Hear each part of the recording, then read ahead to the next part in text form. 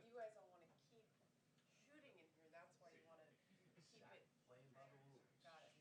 But if I screw it up, that'll be my fault. Sorry, this is canceled. Hey, okay.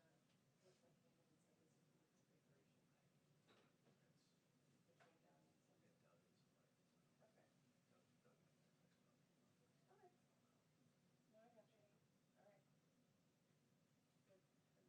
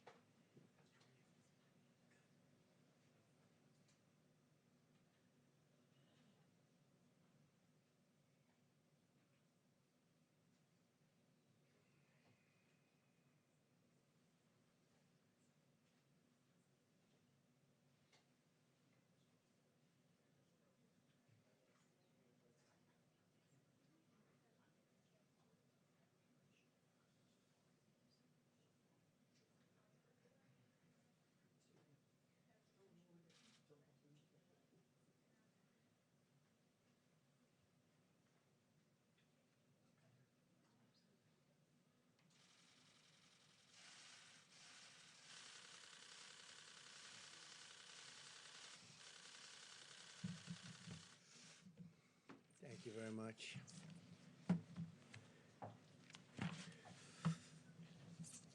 So, nice to be with you.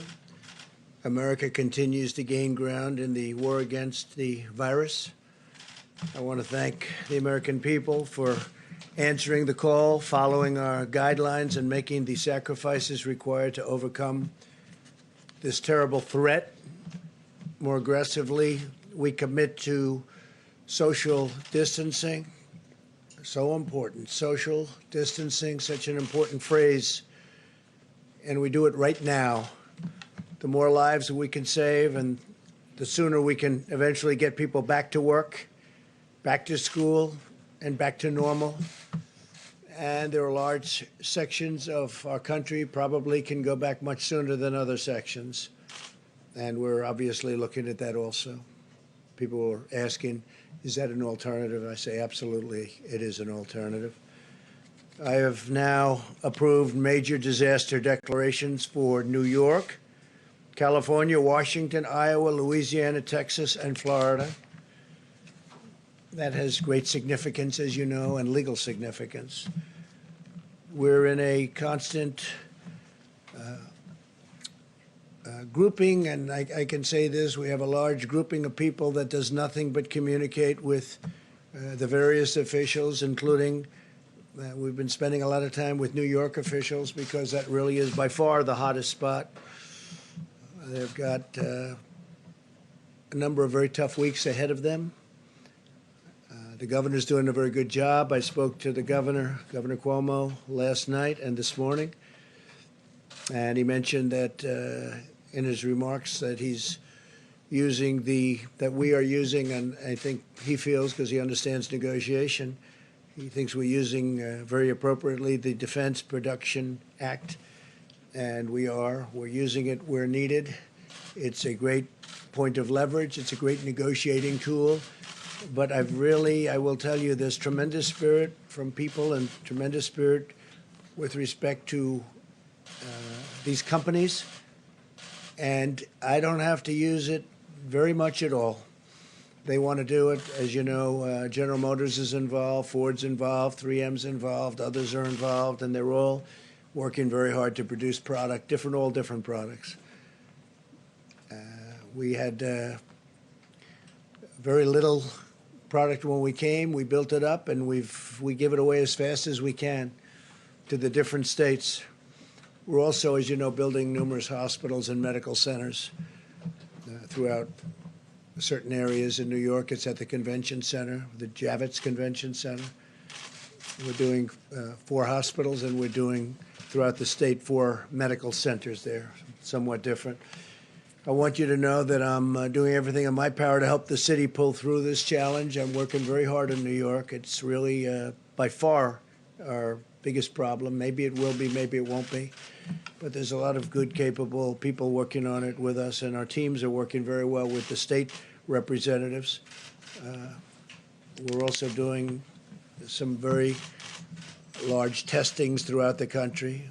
I told you yesterday that in South Korea, and this is not a knock in any way, because I just spoke with President Moon. We had a very good conversation about numerous other things. But they've done a very good job in testing. But we now are doing more testing than anybody by far. We do more in 8 days than they do in 8 weeks. And we go up on a daily basis exponentially. So it's really good. By the way, while I'm on it, I also spoke with Prime Minister Abe of Japan last night, and I congratulated him on a wise choice. I think it's going to be a fantastic Olympics 2021. I think it's going to be a fantastic Olympics. It was the absolute right decision to delay it for a full year and now have a full, beautiful Olympics. It's going to be very important because it's probably the first time, maybe ever, or certainly in a long time, that it was on a odd year. It's always on an even year, they tell me. But he's going to have a fantastic success, and now they'll have even more time. He didn't need any more time. Everything was perfectly ready. What a job they've done. But Japan, I want to congratulate Japan, the IOC, and Prime Minister Abe on a great decision. I think it's going to be a fantastic Olympics. I told him I'll be there. I'll be there. As we fight to protect American lives, we're also protecting American livelihoods. Democrats and Republicans in the Senate are very close to passing an emergency relief bill for American workers, families, and businesses. This legislation, in addition to the two bills I signed this month, it includes, as you know, sick leave, and we have all sorts of things in for the workers, for families. But we have a tremendous paid sick leave provision for workers at no cost at all to the employers. And that's a big thing, no cost to the employers. We want to get everybody back working. Together, this $2.2 trillion legislative package is bigger than anything, I believe, ever passed in Congress. Perhaps, relatively speaking, if you go back, look during the FDR New Deal days, there was something that if you time value it, you could say it was bigger. I don't know. But this is certainly, in terms of dollars, by far and away the biggest ever done. And that's a tremendous thing because a lot of this money goes to jobs, and families. The Senate bill, as you know, includes $350 billion in job retention loans for small businesses, with loan forgiveness available for businesses that continue paying their workers. They continue paying their workers. That's what we want. We want them to keep their workers and pay their workers. This will help businesses keep workers in the payroll and allow our economy to quickly accelerate as soon as we defeat the virus.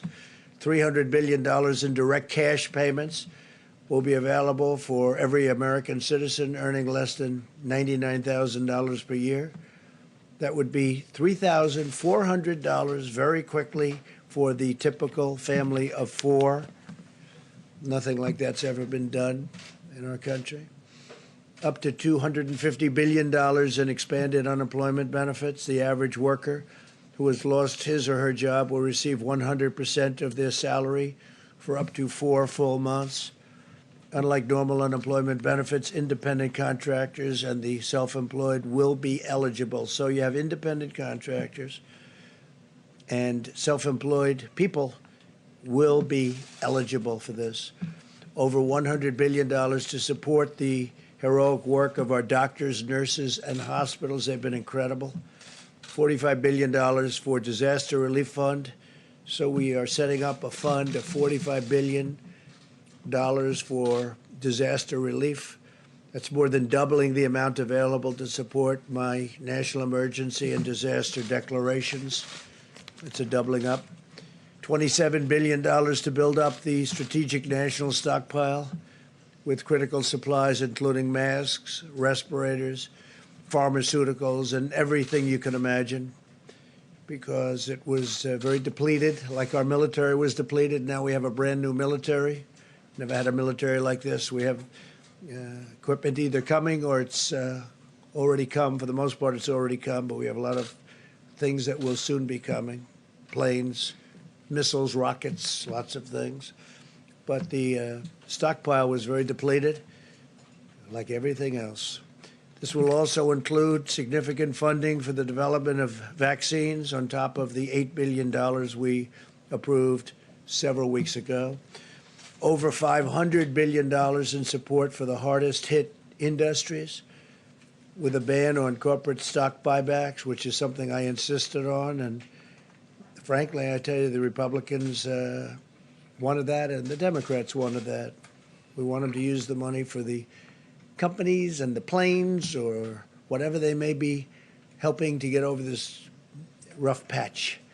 And I don't think it's going to end up being such a rough patch. I think it's going to, when we open, especially if we can open it, the sooner the better, it's going to open up like a rocket ship. I think it's going to go very good and very quickly. And you're going to have some tough new limits on executive compensation also. They need the money. They're going to have to sort of just make things work, because we're interested in the workers, the jobs. And we're interested in the companies, because that's really what fuels the workers in those great jobs. And we also have $16 billion in funding for the purchase of personal protective equipment. You know about that, such as masks and respirators through the Strategic national stockpile.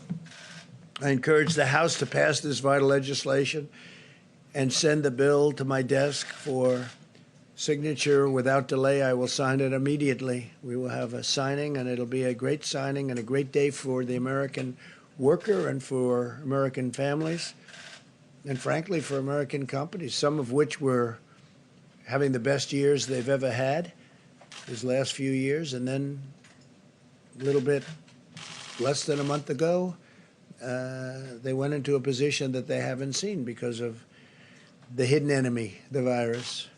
Earlier today, I spoke to the leaders of many of America's amazing nonprofit organizations. I thank them for their unwavering devotion to American people, to American families, to our nation.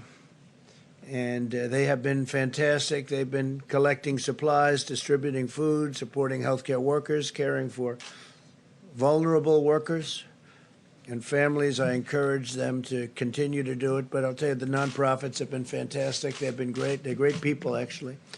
I know a lot of them. Finally, I want to provide a brief update on the critical supplies. Through FEMA, the federal government has delivered or is in the process of shipping 9.4 million N95 respirators. Think of that, 9.4 million. 20 million surgical masks, and we have others that we think are going to be delivered pretty quickly. The whole world, you know, it's not just us, it's not just the states. The whole world is trying to get these things in competition with many, many countries. I believe today you broke the 150 mark for the virus. We have 150 countries, over 150 countries where you have this virus. And nobody would ever believe a thing like that's possible. Nobody could have ever seen something like this coming, but now we know, and we know it can happen and happen again. And if it does, somebody's going to be very well prepared because of what we've learned and how we've done. It's been incredible how we've done. Remember, there's more tests than anybody by far. And the news, the reporters, the media always likes to bring South Korea. They called me and they told me, it's amazing, your testing procedures are amazing. Plus, we have a test that's a very high-level test, and it's a test that's very accurate. 3.1 million face shields, 2.6 million surgical gowns, 14.6 million gloves, and almost 6,000 ventilators, which go to the areas of greatest needs. We sent, over the last day, 4,000 ventilators to New York. And I spoke with the governor about that. He was happy. I spoke with the mayor also about that, Mayor de Blasio. He was very happy. It's hard not to be happy with the job we're doing, that I can tell you. Throughout this national emergency, everyday heroes continue to step forward and demonstrate the extraordinary character of our nation, including the people behind me. By the way, these people are amazing. They are amazing people, and they become, I don't know, maybe I should just speak for myself, but to me, they become friends. Maybe they don't like me. Maybe they don't. Maybe they do. I don't know. All I can tell you is they're talented people. They work very hard. In Maryland, a 7-year-old boy used his own birthday money to buy meals for dozens of senior citizens.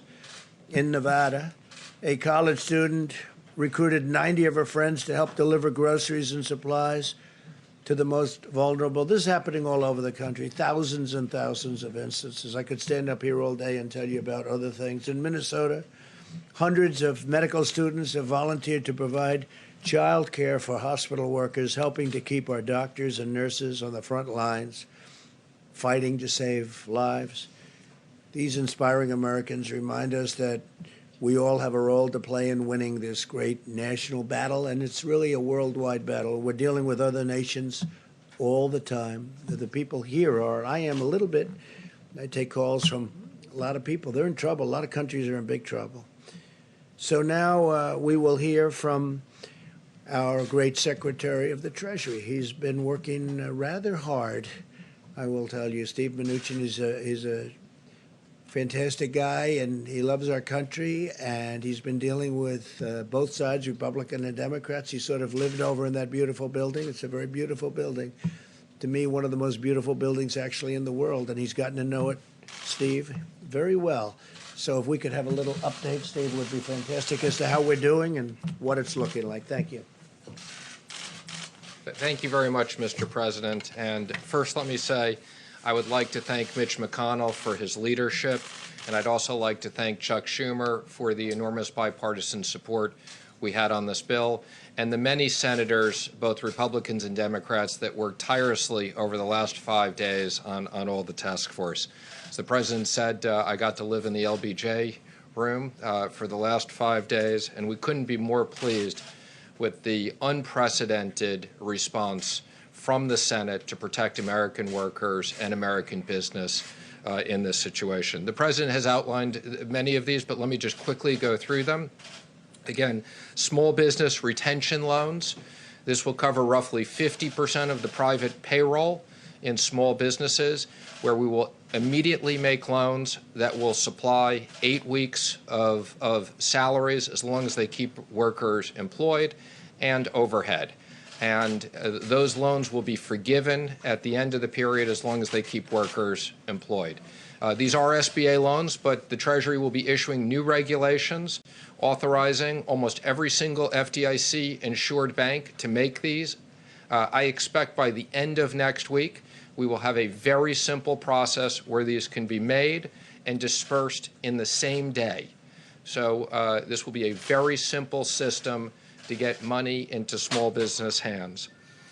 For companies that don't qualify that, we have a economic program of tax incentives to retain workers. And as the President said, we have enhanced unemployment insurance for people who don't fit into these two programs that will be administered through the states. We also have economic impact payments. These will be within the next 3 weeks, direct payments into most people's deposit accounts.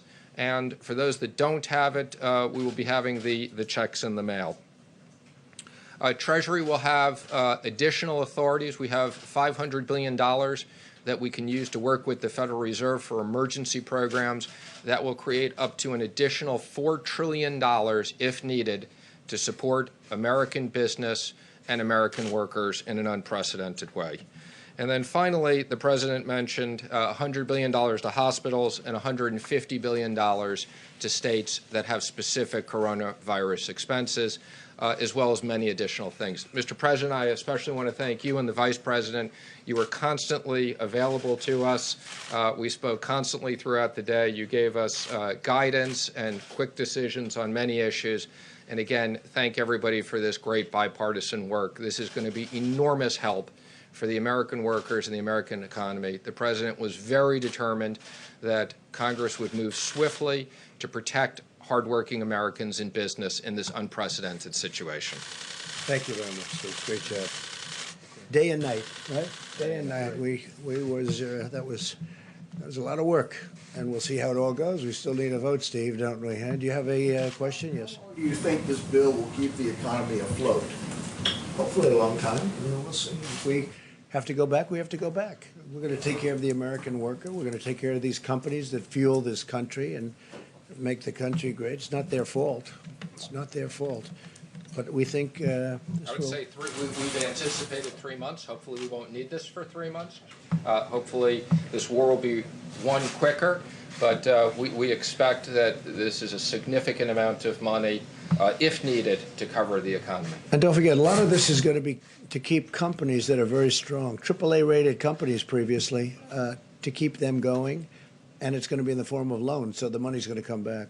A lot of this money's coming back. Separately, let me ask you about something you said yesterday. You said we should never be reliant on a foreign country for the means of our own survival. Yeah. What did you mean Well, by I've been saying that? that for a long time. Well, we're reliant on many countries where we give up our supply chains, we give up our factories, we give up our production facilities, and we can buy it someplace else for a little bit lower price.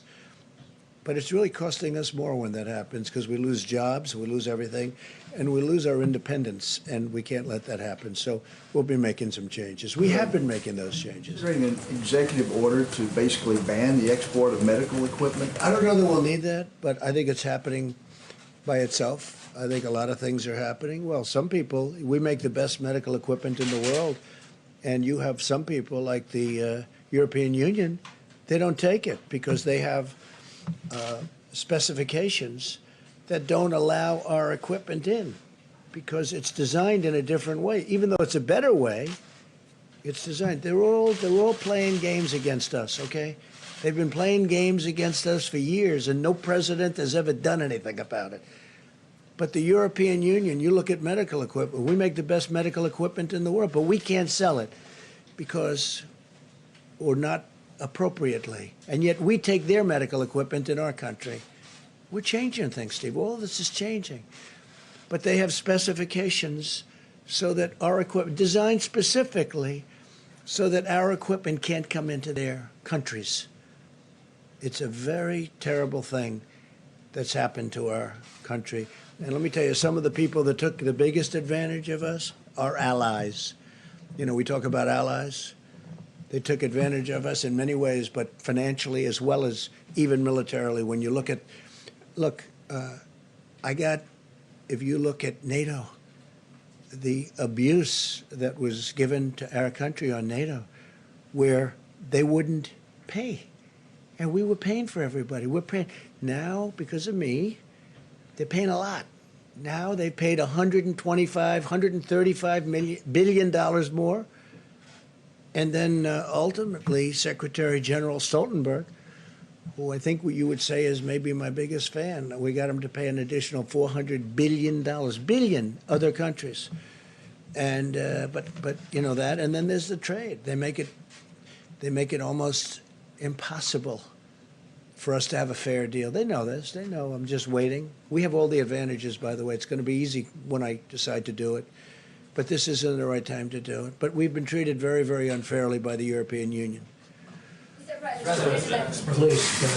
Mr. President, 4 Republican senators have indicated that the extra $600 for unemployment insurance may encourage workers to leave their jobs, even though you can only collect unemployment if you're fired. I'm curious what you think of that concern. Well, I know the issue very well. We talked about it just a little while ago. Steve, I'm going to let you maybe discuss that. Sure. Now, the President and I spoke to several of those senators today, but let me just explain the issue, which is we wanted to have enhanced unemployment insurance.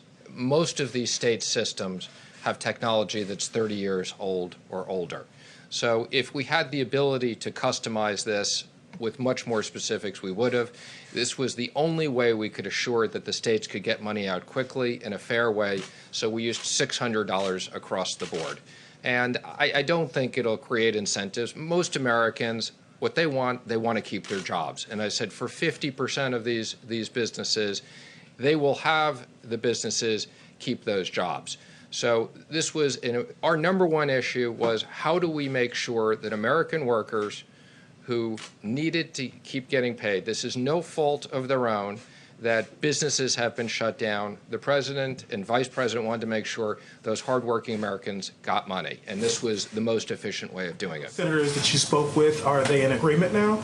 I'm not going to comment on the specifics of where they are, but I would say, you know, our expectation is this bill passes tonight and gets to the House tomorrow, and they pass it. We need to get this money into the American economy and American workers. That's the importance of this. And the one good thing when you think about that, people are going to get actually more money, but we don't want to give a disincentive. But they have been talking about that. It's a good question, actually. Yes, ma'am, please. Yes, thank you. The family of, on another subject, the family of retired FBI agent Robert Levinson says that U.S. officials have concluded that he's died in Iranian custody. Are you aware of that? And how did U.S. officials reach that conclusion? You know, I've been very much involved in that. And he was a great gentleman and a great family. It's just, I mean, I have to say this, and they've been making the statement to the family, I believe, but it's not looking good. He wasn't well for years anyway in Iran. It's not looking promising. We've gotten so many people back. We got 2 people back this week, but Robert Levinson, who was outstanding, he's been sick for a long time, and he had some rough problems prior to his detainment or capture, and we feel terribly for the family. But do you accept that he is dead? No, I don't accept that he's dead. I don't accept it. I mean, I'm telling you, it's not looking great, but I won't accept that he's dead. They haven't told us that he's dead, but a lot of people are thinking that that is the case. Feel badly about it. Mr. President, you tweeted earlier linking the closing of the country to your election success in November. Is this Easter timeline based on your political interests? What do you mean by my election success? No. You tweeted, you said that the media wants the country to remain closed to hurt your odds No, of I think being the reelected. media, the media would like to see me do poorly in the election. I think Lawmakers and economists on both sides of the aisle have said that reopening the country by Easter is not a good idea. What is that plan based on? just so you understand. Are you ready? I think there are certain people that would like it not to open so quickly. I think there are certain people that would like it to do financially poorly because they think that would be very good as far as defeating me at the polls.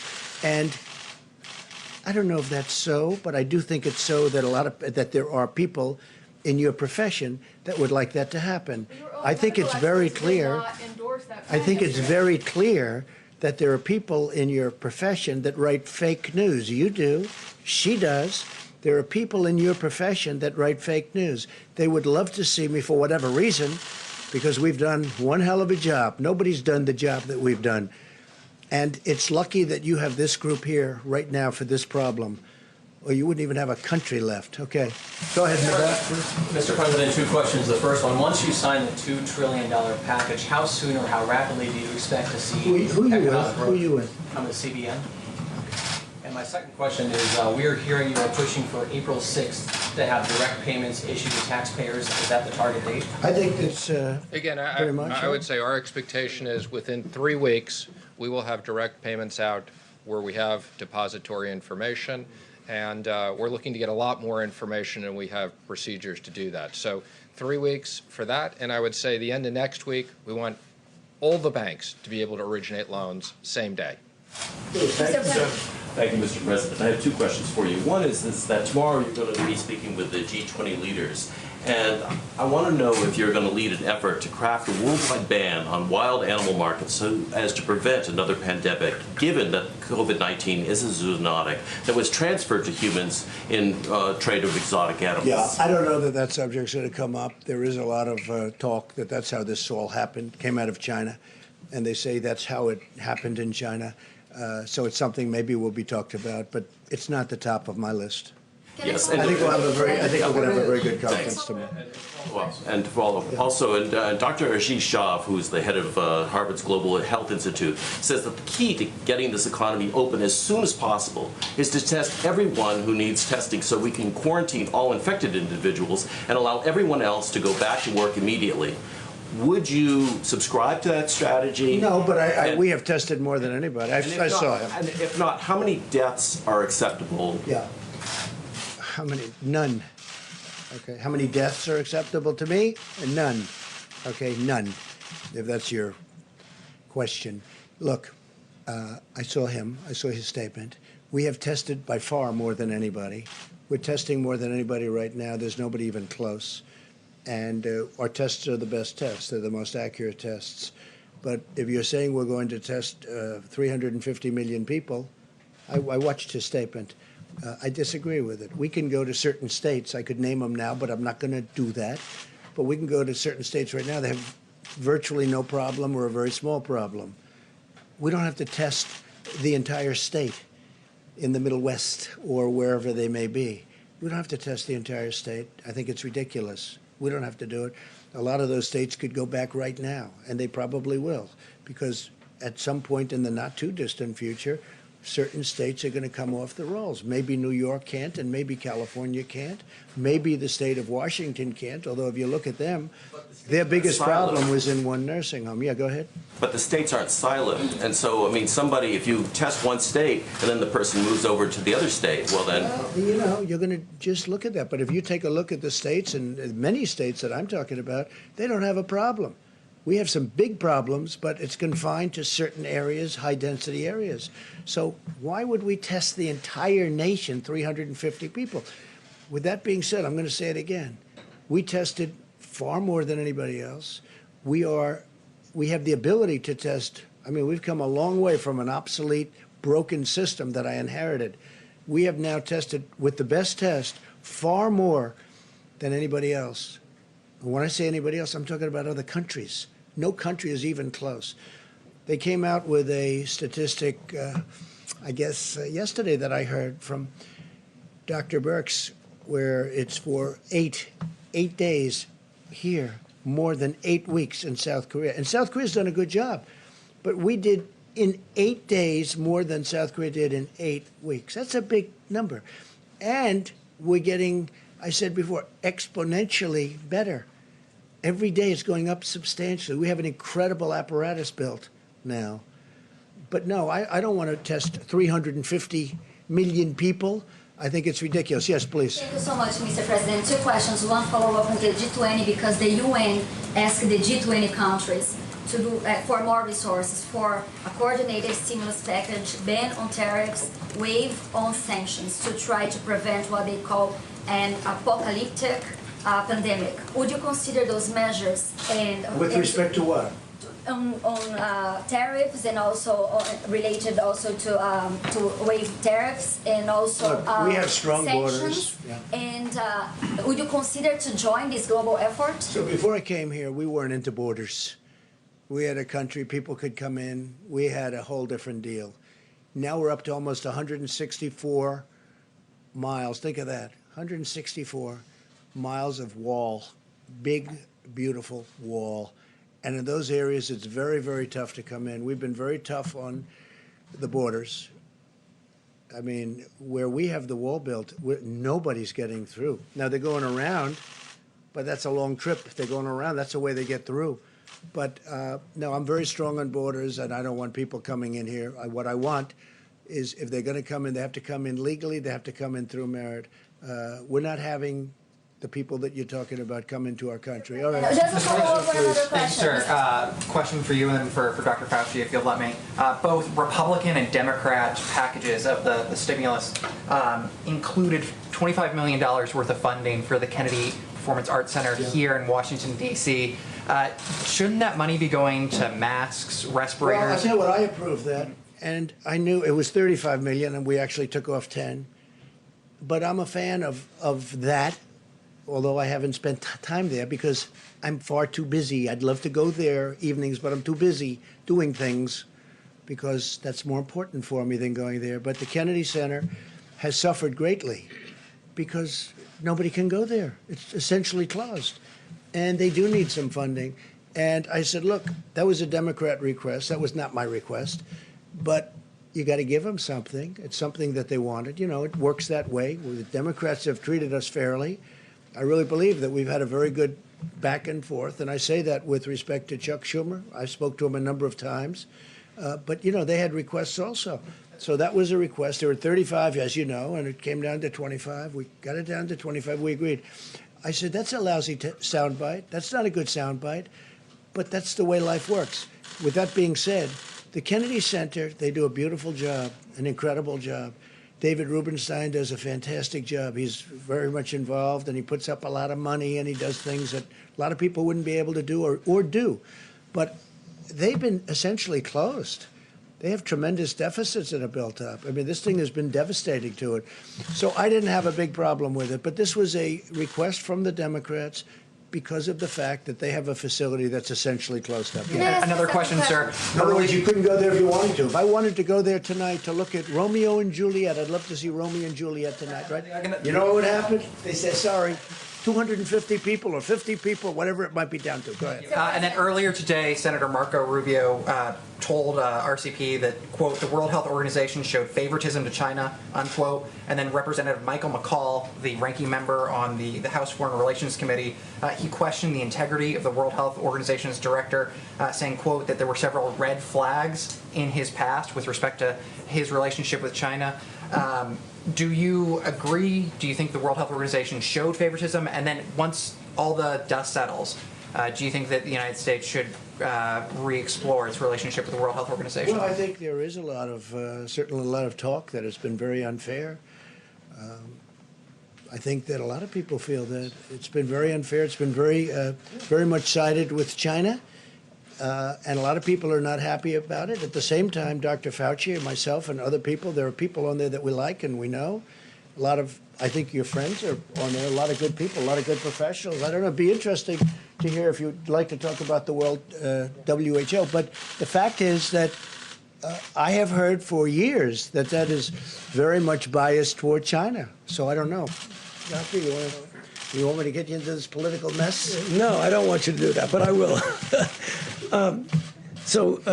Tedros is really an outstanding person. I've known him from the time that he was the Minister of Health of Ethiopia.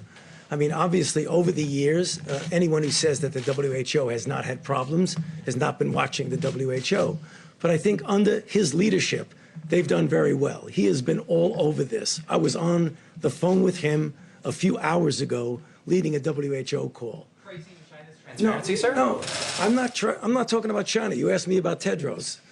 World Health Organization praising China for its transparency and leadership on their response to the pandemic? You know, I can't comment on that because, I mean, I don't have any viewpoint into it. I mean, I don't even know what your question is. Can I follow up on that phone call, please? Welcome to the group. You know, let me just tell you, I've heard that for years. I spoke to him yesterday. Seems fine to me. I don't know. But we're the ones that gave the great response, and we're the ones that kept China out of here. And if we didn't do it, you'd have thousands and thousands of people who would have died, that are now living and happy. If I didn't do that early, call on China, and nobody wanted that to happen. Everybody thought it was just unnecessary to do it. And if we didn't do that, thousands and thousands of people would have died, more than what's happened. So that's it. All right, maybe one more. Steve, go ahead. When you have this G20 meeting tomorrow, what sort of coordinated response are you expecting? We're going to have a meeting with the 20 nations total, including us, and it'll be a conference call tomorrow morning sometime. I look forward to people I know I like. I think in every instance I like every one of them. But it'll be an interesting call. You'll be the first to know. Next week, when the 15-day period ends, what should we expect then? Are you going to extend it for another we'll week? Be talking. I'll be speaking. I'll be speaking with Tony. I'll be speaking with Deborah. I'll be speaking with some of the people that they like and respect, and they're going to bring along with them. We'll be speaking to Vice President Mike Pence and Steve, and we'll be speaking to everybody. I'm not going to do anything rash or hastily. I don't do that. But the country wants to get back to work. Our country was built to get back to work. We don't have a country where they say, hey, let's close it down for 2 years. We can't do that. It's not our country. So we're going to be talking, and it could be we'll do sections of our country. There's big sections of our country that are very, little affected by what's taken place. Then there are other sections that are very heavily affected. So there's a big difference. But no, I would say by Easter we'll have a recommendation, and maybe before Easter, and at the end of the 15th day, or even during the 15th day, I think we'll have some kind of a recommendation. But our country wants to get back to work, Steve. I have had so many people, and they want to practice social distancing, and they want to practice no handshaking. No handshaking. They're not going to walk around hugging and kissing each other in the office when they come back, even though they may feel like it. They're going to wash their hands more than they've ever done. They're going to do all the things you're supposed to do. But Steve, you know what? It's time. People want to get back to work. I get it from both sides, in all fairness. And maybe it's a combination of both. Tony said before, combination of both is sometimes very good. But there are areas that probably, they won't qualify. There are other areas that qualify almost now. So we're going to have to see what happens. But it'll be an interesting period of time. I'd like to get our country back. I have tremendous numbers of people wanting to go back. You have store owners where the store is sitting there. They don't know what's happening. They got to get back. You have businesses that are going to be closed. The longer we stay out, the longer we do it. We want to go quickly. The longer we stay out, the harder it is to bring this incredible. We were having the most successful years that we've ever had in the history of our country. You saw what happened yesterday with the stocks, and today they're up. I'm telling you, if Steve gets the deal done, the incredible incentive deal is going to take care of people. It's going to take care of our workers. It's going to take care of companies that employ all these workers, small and big. By the way, I would say we spend more time on the small companies, Steve, than we did on the big companies. People ask about that. We spend more time thinking about the small businesses than the big, and that really fuels our country. We want to get back, and the people want to get back. We want to get our country going again, and we'll be able to do that. So Vice President's going to stay with you and going to take a few more questions specifically, and I will see you tomorrow. Thank you very much. A question for you on the DPA, Mr. President. Mr. President, a question for you on the DPA.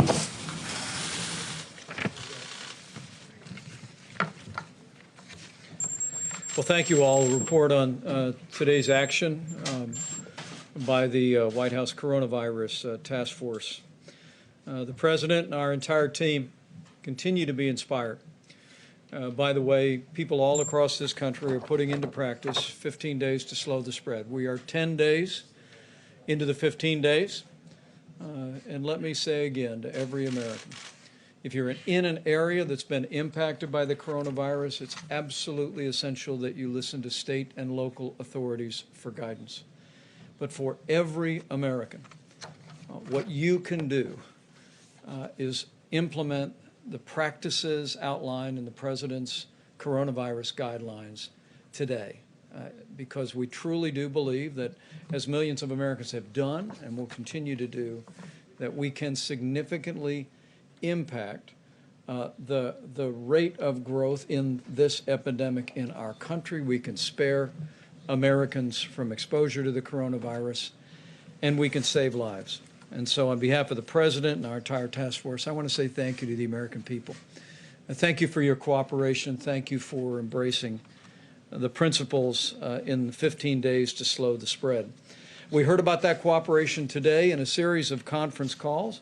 We spoke with equipment manufacturers who are stepping forward as never before to assist us in developing the medical equipment that is essential, whether it be masks or other medical supplies or ventilators. FEMA reported to our task force today that hundreds of companies have stepped forward to be involved in the supply chain, and we are vetting nearly 70 of those countries for specific repurposing of their manufacturing to produce everything from masks to gloves to gowns and, of course, to ventilators.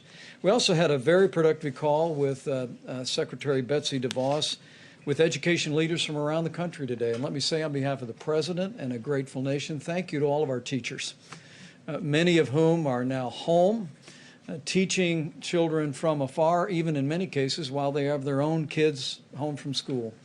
You are truly heroes. And the Department of Education, as well as your State Department of Education, are grateful to each and every one of you who find yourselves educating out of home.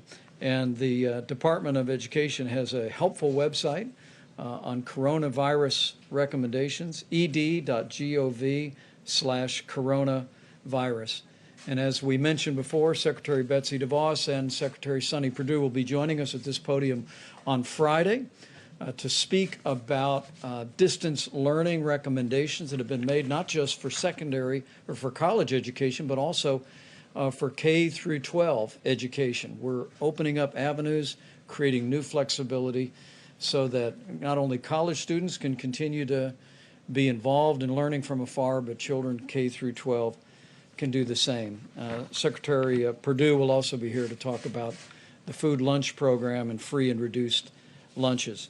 Today, the President and I also spoke to over 150 CEOs of the top nonprofit organizations in the country. We thanked them for their ongoing work, supplying the needs not only of people impacted by the coronavirus, but the most vulnerable among us in our communities. Organizations like Red Cross, the Salvation Army, Feeding America are all still working every day. And we promise to urge every American, if you have the means and have the ability, continue to be generous to nonprofit organizations that are helping those most in need in your community. The President marshaled a whole of government approach. That means working with our governors. Today, the President and I were in direct contact with governors of New York, California, Washington State, New Jersey, Michigan, and others. And we continue to be inspired and impressed by the leadership that governors are providing in their states, making tough choices, leading their states, and the President and I are truly grateful. The task force made a recommendation, and FEMA has assembled a team to provide technical assistance to the state of New York. And that team was welcomed by Governor Cuomo, will be arriving on the ground there very soon, along with all the other resources that the president recently announced would be flowing to New York and to Washington State and to California. In my conversation with Governor Gavin Newsom of California, I was pleased to speak to him and hear that our FEMA team is literally at the table with the state of California's team, working to meet their supply needs, working to work on capacity. And I want people to know in the states that are most impacted by the coronavirus that we are with you. We're going to stay with you. We're going to continue to work around the clock to make sure your courageous healthcare workers, your health systems, and your state governments have the resources to support your response. On the subject of testing, Dr. Birx will reflect on what the data is showing in just a moment. Not including local labs and hospitals, we are at 432,000 tests completed. And we're pleased to see that there are literally drive-through and community sites around the country, and the U.S. Public Health Service is assisting states in standing those up each and every day. We do remind hospitals and labs around the country, and the moment the president signs the bill, that it is absolutely essential that they provide the results of the test to us. It gives us visibility into what's happening on the ground. But because of the public-private partnership President Trump initiated with these vast commercial lab networks around the country, we are adding tens of thousands of tests every single day. On the subject of supplies, before the end of the week, we'll talk a bit more, as the President did moments ago, about the supply chain. I was at FEMA last night and literally saw a room full of people with laptops and cell phones. We are literally leaving no stone unturned, as I told governors today, to find medical supplies, whether it be masks or gowns or gloves or ventilators, and the team is working around the clock to meet those needs. A few smaller items. First and foremost, the CDC is developing guidance, which we'll be publishing tomorrow, about the best way to utilize our natural resources at our parks. It would be several weeks ago that our Park Service waived all entrance fees, and we directed the CDC to produce guidance for how people can still practice social distancing and common sense, but be out of doors and enjoy our natural parks. We'll also be sharing that guidance with the vast state park systems around the country and encouraging their support. With that, let me last say again, there's nothing more important for the American people to do to slow the spread than to heed your state and local guidance in areas impacted by the coronavirus, and for everyone else to put into practice the 15 days to slow the spread. Dr. Fauci will reflect on the importance of mitigation and the impact that we believe that it is having around the country. But it is, people ask me from time to time, what can I do? And I say from my heart to every American, this is what you can do. Not just to protect your own health and that of your family, but no American wants to inadvertently spread the coronavirus, particularly to those that may be vulnerable to serious health consequences. Remember that the risk of serious illness to the average American remains low. I mean, the vast majority of people that contract the coronavirus will have mild symptoms to flu-like symptoms and will recover. But for seniors with serious underlying health conditions or with people with immunodeficiencies, everyone needs to practice the principles of 15 days to slow the spread. The President announced this week that we are looking forward to the day that we can open up the country. And this team will be bringing him recommendations about how we can safely and responsibly do just that. But for every American that wants to see America back in business, you can hasten the day by putting into practice the 15 days to slow the spread. Go to coronavirus.gov for details. And I truly do believe if all of us will do all that we can do, we will slow the spread, we will protect the most vulnerable, and we will heal our land. With that, let me recognize Dr. Tony Fauci to speak about, Dr. Birx, please, and then Dr. Fauci. Thanks, Deb. Thank you, Mr. Vice President, and thank you all for listening to us talk to the American people. We've been watching the testing results. It's very critical to us. It's very critical to be looking at that very carefully. Let me tell you two things that are going on in parallel. Our system to look at flu-like illnesses is still up and running in county after county and state after state. And why is that important? For those of you who've been following the flu epidemic this year, you'll remember we had flu A, then we had another peak of flu B, and those systems that are in every single state and local government is the platform where we can see whether there's any increase in flu-like illnesses. So if you have very few cases in your state and in your counties, maintain your flu surveillance system that you work closely with the CDC on, and look for changes in your slope of new flu-like illnesses. And there are enough test kits, and there's particularly enough of the CDC test kit where we started that runs on your flu surveillance platform to be constantly surveilling what those flu-like illnesses are in our states and counties that have very low number of cases. We have counties still with 0 to 1 cases, but they can participate in the surveillance that we need to have out there now by using their flu-like surveillance system, and we thank all of the states who have that up and running. If you go to cdc.gov and go to flu surveillance, you can see state by state, and you can be looking at those curves with us. It's what we're looking at day by day, in addition to the testing results that are coming in. For the testing results, still, there's 4 counties that constitute the majority of both the current cases and new cases. I think you know those are New York City, Westchester, New York, Suffolk, and Nassau County. Those are the 4 counties, all associated with New York and the New York metro area. There's a few counties in New Jersey, but this is still where 56% of the cases are and 56% of the new cases. It's very important that people look at the number of new cases per day. Remember, we told you it was going to take us a while to work through the testing backlog. I think we're close to working through the testing backlog so that you can interpret the number of cases per day, and you will see in New York City that the number of cases per day has been relatively constant over the last 3 days. Those are the number of new cases per day. This is a real call to every person in New York City and the New York metro area to continue every one of these 15 days to slow the spread and to do that part of it at the same time that they're following the mayor's and governor's piece. Yesterday, we talked about people that may have left the metro area that were residents of the metro area that may have gone to secondary homes or other places to reside. And we've asked all of them to carefully monitor their temperatures and self-isolate from the communities where they went, just to ensure their own health and the health of their communities while people move around the country. Finally, why this is so important. It's very important to me personally because my grandmother, for 88 years, lived with the fact that she was the one at age 11 who brought home flu to her mother, named Leah, for which I am named, when her mother had just delivered. And her mother succumbed to the great 1918 flu. She never forgot that she was the child that was in school that innocently brought that flu home.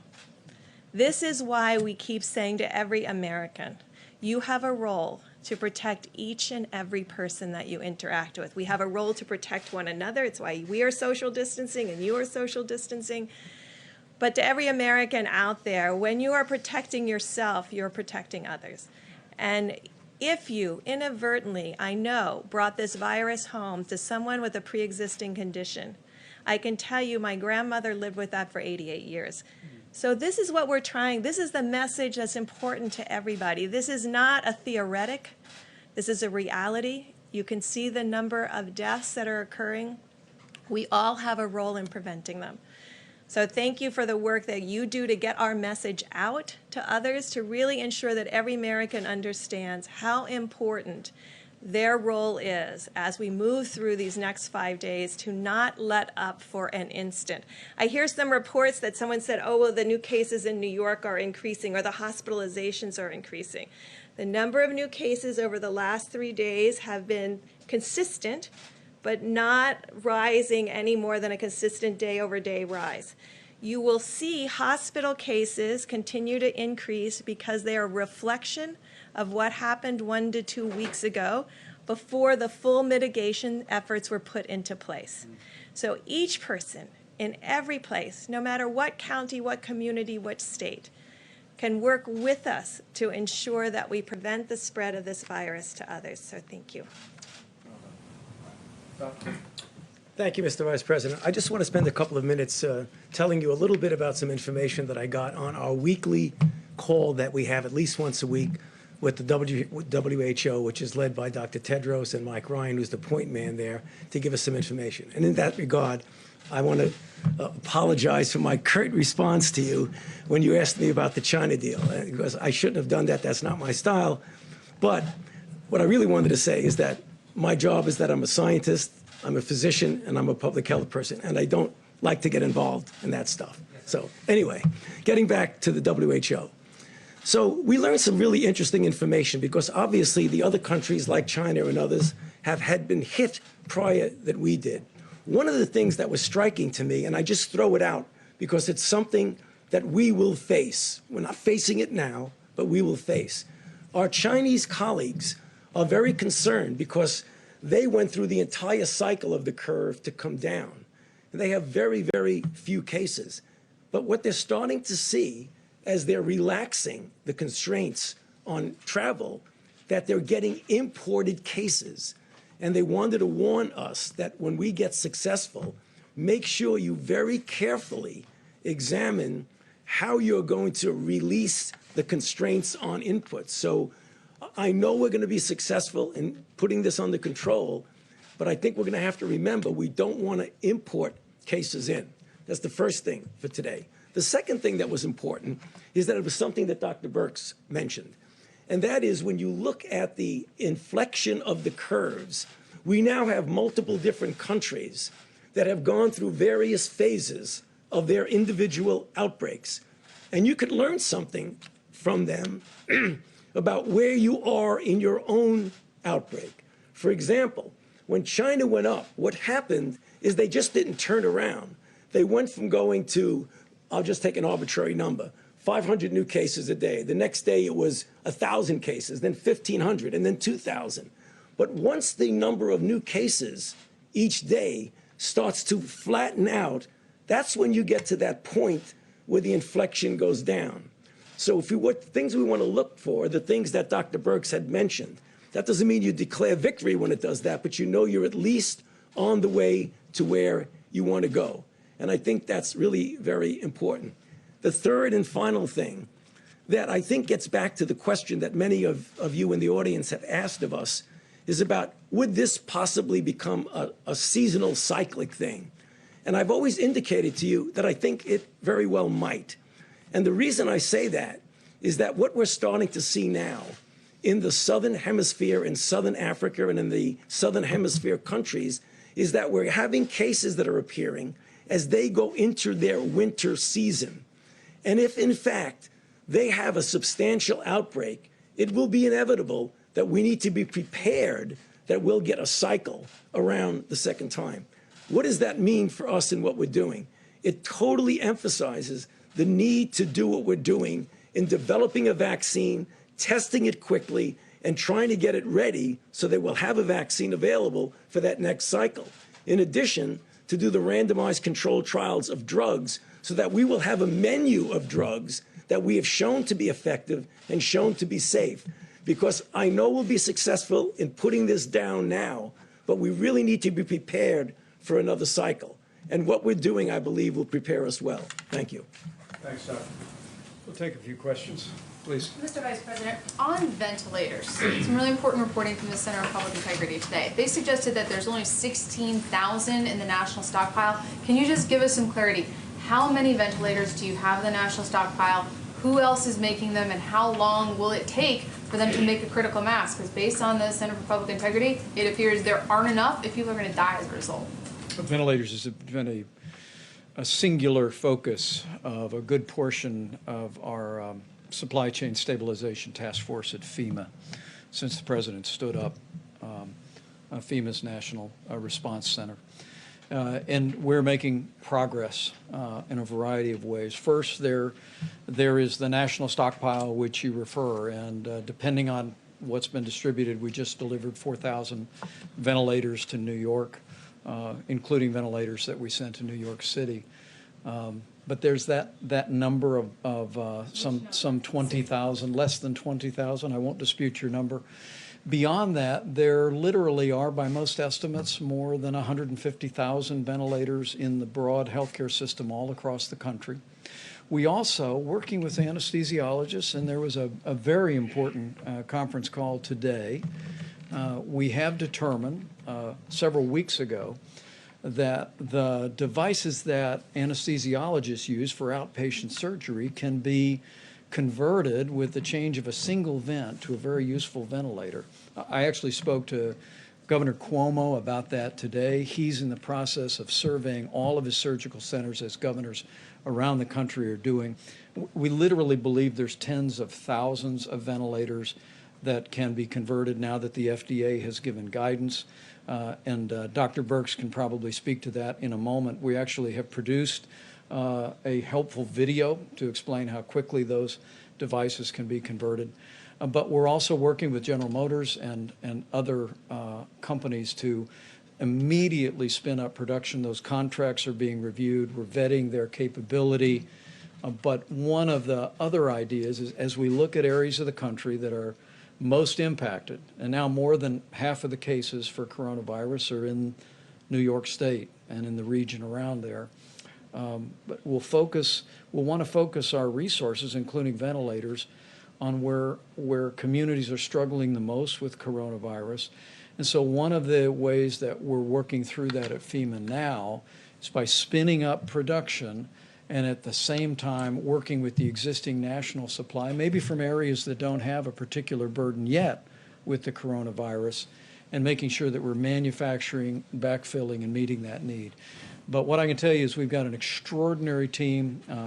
Admiral Polovchek is a two-star Navy admiral who's doing an incredible job. We literally are identifying resources around the country and around the world. We're contracting and arranging transportation for those. But maybe Dr. Birx, you can speak to the ventilator, particularly the transition. Thank you, sir. So I just want to thank Dr. Mary Peterson and the whole team of the American Association of Anesthesiologists, because they immediately, when we asked them, could these be modified, they went to immediate work on it. They're going to have Q&As up but more importantly, every anesthesiologist in every city has been working with their state and local health officials to really work with them how to change this. And I think that's not only the ventilators that they'll be supplying, they have the people that run those ventilators that are not any longer doing elective surgery. So changing that elective surgery piece over a week ago has freed up a lot of additional resources. When I talk to you about how we've done some things that are very horizontal across the country, but we're collecting data now in a county-by-county granular way. So it's like any epidemic. It's not equal everywhere. There are places that are very spared, and there's places where there's more. We have a very vast country with a lot of capacity and a lot of infrastructure. And so looking very specifically about where the virus has been, where is it going, who's got freed up resources from where it has been, because it didn't hit it hit Washington State earlier than it hit New York, and looking at all of those pieces to really ensure how we can innovatively move equipment around based on the need. And so I know that it has become a place where people are looking at numbers rather than what is needed.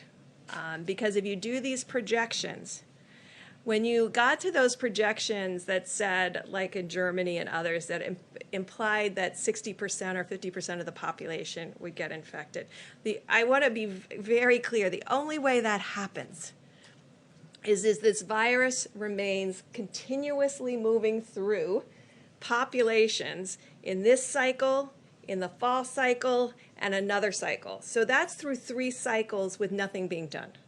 And so we're dealing with cycle A right now. not the one that could come in the fall of 2020, although we're getting prepared for it by the innovations that are being worked on, and not the 2021. We're really dealing with the here and now while we're planning for the future. And I think the numbers that have been put out there are actually very frightening to people.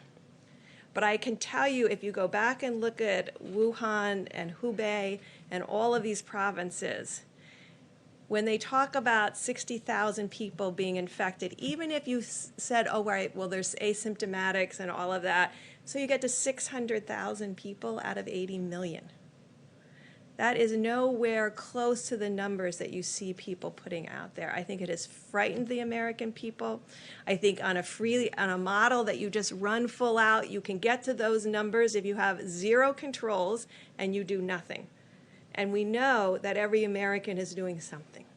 And so I think what our job right now is to carefully detail on a hospital by hospital, state by state, county by county, to outline what the infrastructure needs are and ensure that we're meeting them, both from the stockpile and from the generosity and movement of the American people and other hospitals. Dr. Burks, a lot of folks out there, well-intentioned, are sewing cloth masks and donating them to hospitals. So you or Dr. Fauci, can you weigh in on that? Because obviously these people have great intentions, but there's some mixed feedback on whether that's a good idea. I'm sorry. Better than nothing?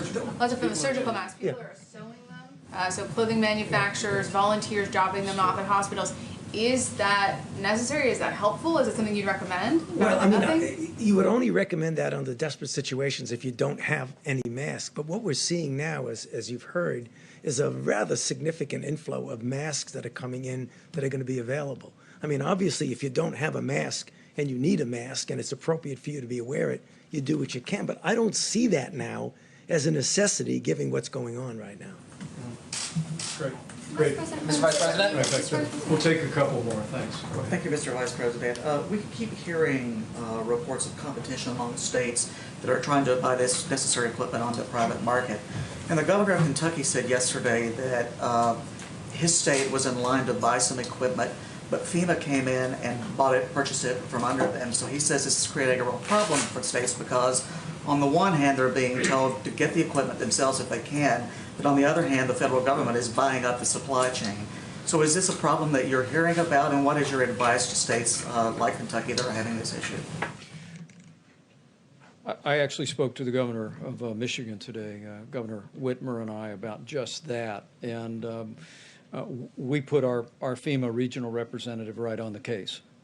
We want to make sure that we're acquiring every bit as much as we can through FEMA, but as we work with the supply chain, we want to have full coordination with the states and the requests they're making and hospitals that they're making, and we're looking into those matters. But make no mistake about it, this FEMA team at the President's direction is leaning into this effort, leaving no stone unturned. Literally searching not just the nation but the world for all these critical supplies, and as the President just reported to you, we're in the process of shipping 9.4 million N95 respirators, 20 million surgical masks, 3.1 million face shields, and the list goes on, and we're going to be shipping those every single day. But as I told Governor Whitmer today, who's leading her state through all of this with great energy, we want to partner with her. We want to partner with every governor and make sure that the left hand knows what the right hand is doing in terms of acquiring resources. Mr. Vice President, thank you, sir. Or how about you right here? Thank you so much. No, right here. Thank you. Can I ask the next one? Go ahead. On the mask question, healthcare workers on the ground still report that there are mask shortages. What timeline do you predict for making sure everyone who needs a mask is adequately supplied? Well, I'm going to let Dr. Birx address that as well, but let me say again, I just received a report. We're going to be detailing it before the end of the week, where we've literally identified significant resources, not just around the country but around the world, of the masks that can be used by healthcare workers. But as Dr. Birx said, we are focusing those resources in the areas where healthcare workers are most exposed to the prospect of contracting the coronavirus. The President's made it clear from early on, right after seeing the needs of Americans who are struggling with the coronavirus, making sure they have the support that they need on the same level of priority. We want our healthcare workers to have the personal protective equipment to be able to do their job safely, and we're working on that. I will tell you, I spoke about this today to several governors, not only the governor of Michigan, but the governor of Indiana, and President Trump and I couldn't be more grateful. The way governors around the country are joining us in calling on businesses to go back to their warehouses and identify industrial masks, N95 masks, that because of the change that President Trump insisted on in the law, can now be used by hospital workers. And they're perfectly acceptable to protect a healthcare worker from the possibility of a respiratory disease. But we're calling on, and our governors are joining us in calling on every business across America during this time of great challenge where many businesses are idled. Go back to your storehouses, identify N95 industrial masks, and as I told our governors today, they can call FEMA, they can call the state healthcare services, or they can just load them up on a flatbed and drive them over to their local hospital. And literally, we hear stories in every state in the union of people doing that. And so it's happening all at the same time, and we'll be detailing the progress we're making on masks. Anything further, Deb? Thank you, Mr. Vice President. I just wanted to add one piece, and this is really a call to every state out there and every county that has been doing community-based testing. The FDA put out new guidance, we talked about it several days ago, that people can do self-testing in the drive-thru, where you give them the materials to do it in their car, and you pick it up in a biohazard bag. This would free up all of that PPE that you see being utilized in those drive-thrus back to the hospitals and back to the clinics that need it the most. We have to move to the new technology. FDA worked tirelessly to get that out there so that it could be sparing of gowns and gloves and full respiratory N95s. This is the moment to move to that self-testing front of nose with the new applicators that can be utilized so that every single bit of the N95s can be put into the hospitals that need it. Dr. Burks? Dr. Vice President? Let me just say we look forward to seeing you all tomorrow. We'll be back here with further progress and news. But if I could just say to every American, Is he okay? we'll get through this. He keeps asking you if you're okay. We'll get through this. But we'll get through this together. Every American needs to understand that whether you are in an area that's impacted by the coronavirus or an area where there's very few cases, if you do your part to put into practice 15 days to slow the spread, you will do just that. You'll impact the spread of this coronavirus epidemic in our country. These experts tell me that we can significantly reduce the number of Americans that will be exposed to the coronavirus as every American continues to put these guidelines into practice. And we just know that with all of the extraordinary effort that's being done at the federal level by this tremendous team in all of our agencies, all the great leadership by governors in both parties across the country, with all the incredible and courageous work by healthcare workers, with the cooperation and the prayers of the American people, we will get this done. We will not only slow the spread, we'll protect the vulnerable, and we'll heal our land. Thank you all. We'll see you tomorrow. Thank you, sir.